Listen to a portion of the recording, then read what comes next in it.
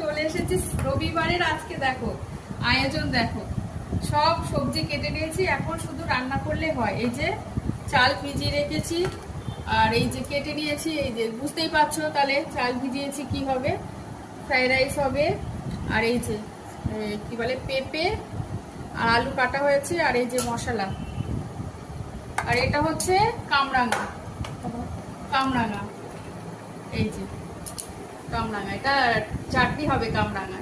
তাই ছোট ছোট পিস করে কেটে নিয়েছি, স্ল্যাবটাও একেবারে কেটে নিলাম। আর এইটা দিয়ে কি রান্না হবে চলো, এই যে মাটন হবে আজকে। আর এই যে লেবু কেটেছি, এটা সকালে এখন খাওয়া হবে। চলো, এখন তো সব কাটাকুটি কমপ্লিট, এখন রান্না করতে হবে। কি করবো, খেতে হবে, লেবু তো উপকার আছে।